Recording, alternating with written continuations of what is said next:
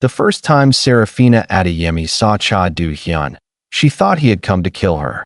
She never imagined he would become the only man willing to burn an empire just to keep her alive.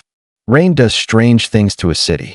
It softens the neon, blurs the sirens, turns every stranger's face into something you might remember later when it's too late to matter. Serafina would remember his face for the rest of her life. The stillness of it, the way his eyes moved over the scene like a man reading a language only he understood, and how, before he said a single word, she already knew he was the most dangerous person she had ever stood in front of. She did not know yet that danger and safety could wear the same coat. If you're new here, welcome. Subscribe, like the video, and settle in. This is a story you won't want to miss. Seoul at 11 at night smelled like rain, grilled meat, and exhaust. Serafina Adeyemi pulled her coat tighter and hurried down the alley behind Myeongdong. Her second shift of the day finally behind her. Her feet ached from the cafe. Her back ached from the cleaning job before that. Her heart, if she let herself think about it, ached from a different kind of tired. The tired of sending almost everything she earned back to Lagos, to a brother named Kunal who was 1 year from finishing his engineering degree and did not know how many nights his sister ate rice with nothing but pepper sauce so his tuition would clear on time. She was thinking about him, about the exam results he'd texted her that morning when the world went wrong. A man in a gray suit stumbled out of a side door ahead of her, clutching his stomach. For one absurd second she thought he was drunk. Then she saw the dark stain spreading between his fingers, and the sound that came out of him was not a sound drunk men make. "Please," he said, in accented English, staggering toward her. "Please, take it, don't let them." He collapsed against her, and in the half-second his body pressed into hers. Something small and hard slid into the open mouth of her handbag. A flash drive. She didn't even understand what had happened until he slumped to the wet pavement, his eyes already going distant, already going somewhere she could not follow. Serafina screamed. Headlights swung into the alley. Doors. Boots on wet stone. 4 men, then 6, closing around her like a net drawn tight, and at the center of them, stepping out of a black car with the unhurried calm of a man who had never once in his life needed to run, Cha Do-hyun. He was tall, dressed in black, his face carved from something colder than the rain. His eyes found her, found the handbag clutched to her chest, and something in his expression sharpened. "Search her," he said. Korean, low, final. "I didn't do anything." Serafina backed against the wall, her English rising sharp with fear. "That man, he just fell on me. I don't know what's happening." Nobody was listening. Hands closed around her arms. She fought. She had always fought. It was the one thing Lagos had taught her better than Seoul ever could. But there were too many of them, and within a minute she was in the back of the car, Cha Do-hyun sitting across from her like a judge who had already reached his verdict, the dead man's blood drying on her sleeve. "You're going to tell me everything," he said quietly, "or you're never going to see daylight again." She stared at him, chest heaving, and thought, this is how it ends. Not in Lagos. Not the way I feared for years. Here, in the rain, because of a stranger's blood on my coat. She did not cry. She promised herself, gripping the door handle uselessly, that whatever happened, she would not give this man her tears. The mansion sat behind 3 gates and a wall of pine trees, and if Serafina hadn't been so afraid, she might have found it beautiful. Instead, she noted exits. Cameras. The unhurried, watchful men in dark suits who didn't so much as glance at her, as if she were already a ghost. The room they put her in had no bars. It had floor-to-ceiling windows overlooking a private garden, a bed with sheets so soft they felt like a lie, a bathroom with marble the color of moonlight. It was, she would think later, the most beautiful prison ever built. "You will stay here," said the woman who brought her a change of clothes. Ms. Han, sharp-eyed, unreadable. "Mr. Cha will speak with you when he is ready. I want a lawyer. I want the embassy. I want. You want to stay alive, Ms. Han said, not unkindly. Start there. Days passed. She was fed. She was watched. She was questioned by different men who asked the same questions in different orders, always circling the same demand. Where is the drive? Who sent you? Who do you work for? She told them the truth every time. A dying stranger, a handbag, nothing more, and every time she watched them decide not to believe her. It was on the fifth night that Do-hyun finally came to her himself. He stood in the doorway like he owned the air in the room, which, she supposed, he did. You continue to lie, he said. I continue to tell the truth. There's a difference, even if you've forgotten it. She stood from the window seat, arms crossed, chin lifted, every trembling inch of her refusing to let it show. You can lock me in a palace instead of a cell. It's still a cage. Something flickered behind his eyes. Surprise, maybe, that she hadn't wept, hadn't begged. The man who died in that alley, he said, was smuggling information that could burn down half the syndicates in this country. And a politician or two besides. Do you understand what you're holding? I'm not holding anything. You searched my bag 100 times. Her voice cracked with 3 days of fury. There's nothing there because there was never anything there to begin with. Except maybe in his coat, or down a drain, or in the hands of whoever actually killed him, which was not me. A servant entered at that moment with a tray, bowls of kimchi jjigae, rice, banchan arranged with more care than Serafina had energy to appreciate. She was so hungry, so exhausted, so humiliated by being disbelieved again, that when Do-hyun said, flatly, eat. You'll answer questions better with food in you. Something in her simply broke. She picked up the bowl of stew and threw it at him. It caught him across the chest, red broth splashing down his black shirt, and the room went utterly, dangerously silent. Ms. Han's mouth fell open. A guard's hand twitched toward his belt. Do-hyun looked down at the stains spreading across his shirt, then back up at Serafina, who stood breathing hard, more shocked at herself than anyone. She started. Leave us, Do-hyun said to the room. They left. Serafina braced for violence, for rage, for the version of this man every rumor in Seoul whispered about. Instead, astonishingly, the corner of his mouth moved. Not quite a smile, but its shadow. No one, he said, has done that to me in 11 years. Congratulations, Serafina said, voice shaking. I'm sure it's very healthy for you. He almost laughed. He caught himself before it escaped. But she saw it. The flicker of something human crossing that cold, unreadable face. And for reasons she could not name, it frightened her more than his anger would have. She did not see him again for 4 days.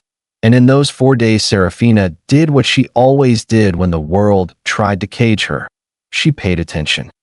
She noticed that the household staff spoke of Do-hyun in careful, clipped sentences in front of strangers, but softened, unguarded, when they thought no one important was listening. She noticed that a young maid named June disappeared every Thursday afternoon and came back with her eyes red, and that when Serafina finally asked why, June whispered that Mr. Cha paid for her mother's chemotherapy, quietly, through an account with no name attached. She noticed the framed photograph on the study desk she wasn't supposed to see. A girl of maybe 16, laughing at the camera, and beneath it a small unlit candle that someone, every day, relit before it burned all the way down. Piece by piece, an image assembled itself that did not match the man the newspapers whispered about. You watch everything, Do-hyun said one evening, appearing at her door with 2 cups of tea, an offering so ordinary it startled her more than any threat had. Someone in this house should, she said, taking the cup. You certainly aren't watching yourselves very carefully. Your maid's mother has stage 3 cancer, and you're paying for it in secret like it's something to be ashamed of. His jaw tightened. That's not your business. Neither was I, until your men decided otherwise. She sipped the tea, jasmine, good, better than anything she'd tasted in weeks. Who was she? The girl in the photograph. Silence stretched so long she thought he wouldn't answer. Then, my sister, Min-young. She was 17. She was murdered, he said, each word placed like a stone he'd carried a long time and was tired of carrying alone. 11 years ago. I was 2 floors away in a meeting that mattered less than nothing, and I didn't get there in time. Serafina's anger, which had been a fortress since the night they took her, cracked open just slightly. I'm sorry, she said, and meant it. I built all of this, he said, gesturing vaguely at the mansion, the gates, the empire beyond them, so it could never happen to anyone else under my protection. And still people believe I'm only the monster the headlines describe. Maybe, Serafina said carefully, you're both. Maybe most people are. He looked at her then. Really looked. The way a man looks at a door he hadn't noticed was slightly open. You still think I'm going to kill you? I think, she said. I no longer know what to think. Which is worse? He held her gaze a moment longer than necessary before he left, and Serafina sat alone with her tea long after it went cold, furious at herself for the way her pulse had not settled back to normal. The rival gangs searching for the African woman who has the drive grew louder in whispers Serafina wasn't meant to hear. Do-hyun doubled the guard. He began, without announcing it, checking on her himself each evening instead of sending Ms. Han, a habit neither of them named, though both noticed it. She told him, one evening, about Kunnel. About the cafe she dreamed of opening. Jollof rice beside bibimbap, siya beside bulgogi. A small warm place where 2 worlds that rarely met could sit at the same table. He listened in a way few people ever had, without interrupting, without performing sympathy, simply absorbing her the way he absorbed everything, completely. You gave up your own life for his, Do-hyun said. I didn't give it up. I'm building it slower than I wanted, that's all. She met his eyes. Not everyone measures a life by how much power it holds. It was 2 nights later that Victor arrived in Seoul. She recognized his voice before she saw his face. A voice from 6 years ago, from Lagos. From the night he had taken a business partnership, a fiancé's trust, and every naira she'd saved, and disappeared with all of it into a scandal that made her flee the only country she'd ever called home. Hearing him laugh in the hallway below her window turned her blood to ice. Victor, she breathed, backing from the window as if he could see her through the glass. Do-hyun found her shaking an hour later, and for the first time she told him everything. The betrayal, the theft, the reason a woman as resourceful as Serafina Adeyemi had ended up scraping by in Seoul with 2 jobs and a locked-away heart. He's the one who ruined me, she said.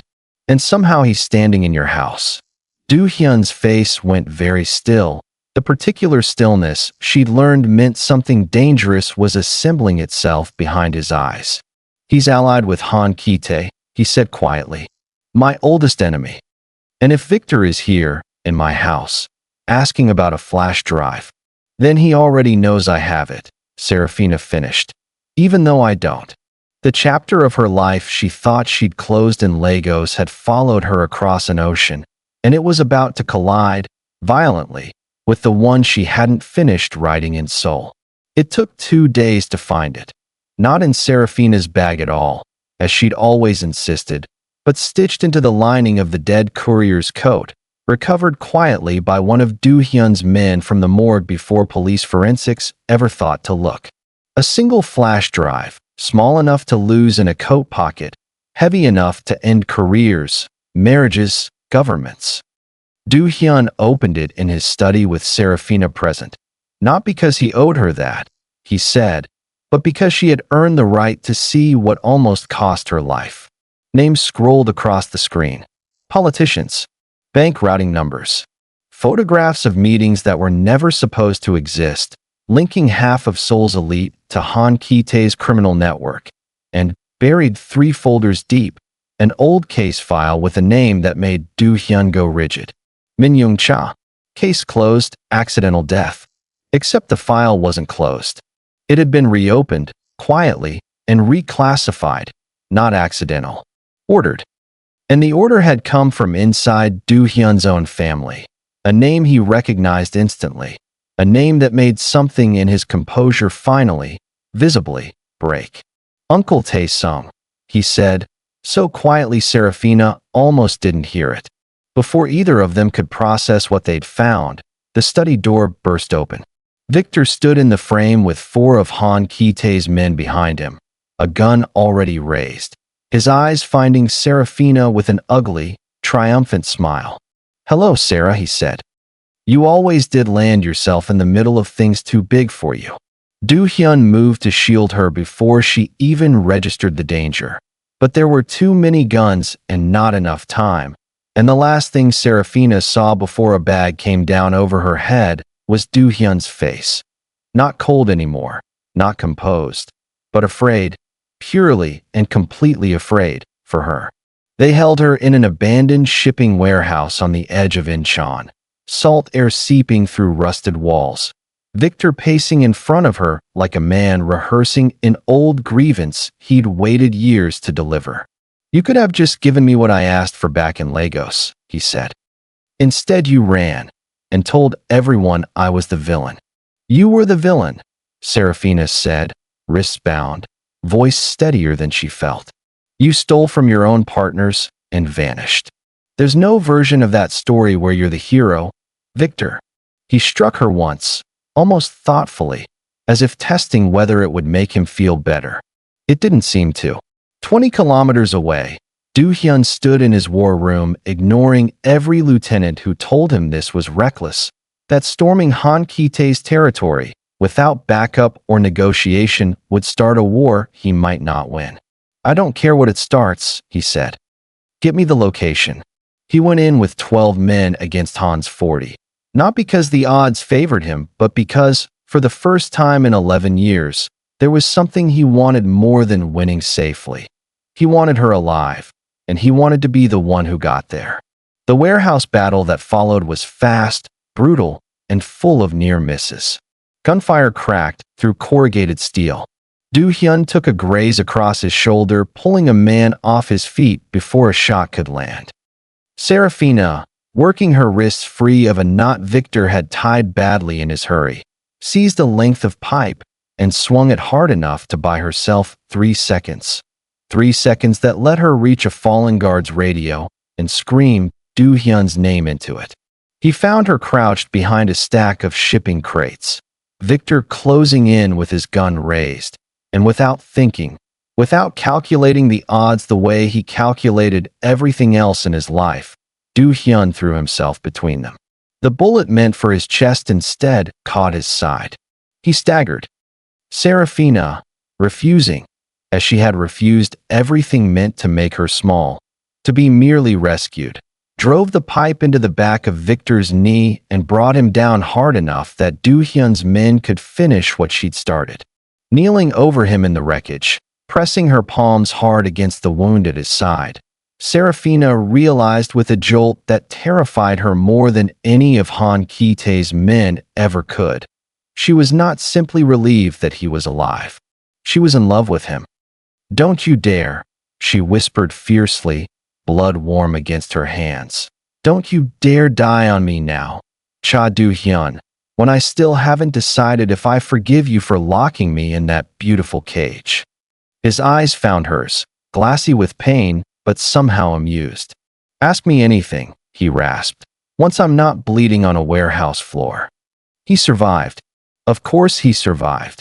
Men like Cha Do-hyun did not die quietly in warehouses, Serafina told herself, though she hadn't stopped shaking until the surgeon confirmed it. While he recovered, and while Han Ki-tae's network scrambled in the chaos of a failed operation, Do-hyun made a decision no one in his organization expected. He moved them both, quietly, into a small rented house in a modest Seoul neighborhood, under names that weren't theirs, to heal and to hide, and, though he wouldn't have called it this, to simply live for the first time in longer than he could remember. It was, unexpectedly, the happiest month of Serafina's life. She taught him to cook jollof rice, and he burned the first batch so badly that even Ms. Han, arriving with supplies, laughed until she cried. He taught her to make kimchi from scratch, his hands guiding hers with a patience that had nothing to do with strategy and everything to do with wanting an excuse to hold them. Their elderly neighbor, Grandmother O, mistook them for newlyweds and brought them persimmons every Tuesday, refusing to hear otherwise, and Serafina found she did not correct her. "You're different here," she told him one evening, watching him attempt, badly, to fold dumplings at their kitchen table. "I don't have to be the man in the headlines here," he said. "I only have to be the man who can't fold dumplings properly." "A tragic downgrade," she said, and he laughed, really laughed, a sound she hadn't known his face could make until she'd spent a month coaxing it free. But peace, in a life built on empires and enemies, was never permanent. Word reached them, carried by a grim-faced Ms. Han, that inside Do-hyun's own organization, someone had been feeding information to Han Ki-tae for months. Someone who had known, perhaps from the beginning, exactly where the flash drive would end up, and exactly who would be blamed for it. The peaceful days were numbered, and both of them knew it. The betrayal, when it surfaced fully, cut deeper than either of them expected. It was not a stranger, not a rival spy. It was Tae-sung, Do-hyun's own uncle, the man who had raised him after their father's death, the man whose name lived quietly in the reopened case file that named him responsible for Min-young's murder 11 years earlier. "She found out you were being groomed to take over instead of me," Do-hyun said, the words dragged out of him like splinters. "My father wanted merit to decide it, not blood. Min-young didn't care about the empire. She only cared that it was tearing our family apart, and she said so, to the wrong people, at the wrong time. He killed his own niece to protect an inheritance," Serafina said, horror thick in her throat, "and spent 11 years standing beside me at her memorial, lighting her candle every year like a man in mourning." Do-hyun's hands curled into fists. "I trusted him with everything." Victor, cornered and desperate after the warehouse failure, tried one final move, attempting to sell what remained of the drive's contents to an international buyer, playing every side against every other in a last bid to salvage something from the wreckage of his own greed. Tae-sung, sensing the walls closing in, moved first. He had Serafina taken again, this time from the market 3 streets from their little house, in broad daylight, in front of Grandmother O, who screamed for help that came too late. But Serafina Adeyemi was no longer the frightened woman dragged into a car in the rain months earlier. Bound in the back of Tae-sung's vehicle, she worked a thread loose from her coat lining and let it trail from the door as they drove, a small, deliberate breadcrumb. And when they stopped to change vehicles, she memorized every landmark she could see through the tinted glass. A shipping crane, a rust-red warehouse sign, gulls circling low over water. She was not waiting to be rescued this time. She was building the map that would let Do-hyun find her, while looking, with every quiet, patient breath, for her own way out. The final confrontation unfolded at an abandoned shipping port on the edge of the city, the same salt wind that had watched their first battle now bearing witness to their last. Do-hyun arrived not with an army, but with precision, Ms. Han's intelligence, Serafina's scattered clues, and 11 years of patience finally spent. Tae-sung stood at the center of the dock, Serafina beside him at gunpoint, Victor arriving moments later with Han Ki-tae's remaining men in a 3-way collision of old debts finally coming due.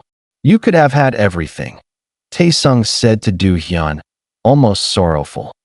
"Instead, you're here for a woman who isn't even ours." "She's mine," Do-hyun said, and it wasn't a claim of ownership.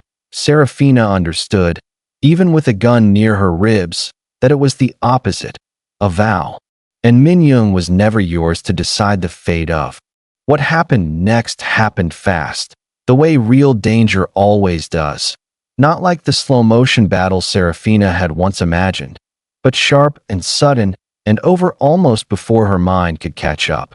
Victor, sensing the deal collapsing around him, tried to seize the drive's remaining data himself, turning his gun on Tae-sung in one last act of self-interest. In the chaos of that betrayal within a betrayal, Serafina drove her elbow hard into Tae-sung's ribs and threw herself sideways, giving Do-hyun's men the half-second they needed. Tae-sung was disarmed and taken alive, to answer, finally, in daylight, for 11 years buried in shadow. Victor, in the end, was not saved by anyone. His last betrayal cost him the only allies he'd had left, and he was arrested clutching a drive that, by morning, would be destroyed beyond recovery, along with every secret it had ever held. Do-hyun crossed the dock and pulled Serafina into his arms so fiercely that for a moment neither of them could speak. "I was offered everything tonight," he murmured against her hair. Once the chaos had quieted, once handcuffs had closed around the men who'd spent a decade poisoning his family from the inside. Han Ki-tae's territory. Full control. Everything I told myself for 11 years I was building toward. And? Serafina asked, though she already knew, somehow, what he would say. "I don't want an empire," he said. "I want a home. I want jollof rice that isn't burnt, and a woman who throws stew at me when I deserve it. And a life where the only thing I'm protecting is the family I actually choose." She kissed him then, on a dock that smelled of salt and diesel, and finally, of freedom, and neither of them cared who was watching. 1 year later, the tea-colored afternoon light fell warm across a small cafe on a quiet Seoul street. Its windows hand-painted with the words Serafina's table in gold, and beneath them, in smaller script, Lagos meets Seoul, one plate at a time. Inside, the smell of jollof rice mingled with the smell of doenjang stew, and the tables were full of an unlikely, joyful mix of neighbors. Grandmother O in her usual corner seat, arguing cheerfully with a regular about whose grandmother's kimchi recipe was superior. Jun's mother, in remission now, laughing over suya skewers with a group of Do-hyun's former employees. All of them now working honest jobs across the legitimate businesses he had spent the year building from the ashes of his old empire. Cha Do-hyun no longer ran a criminal syndicate.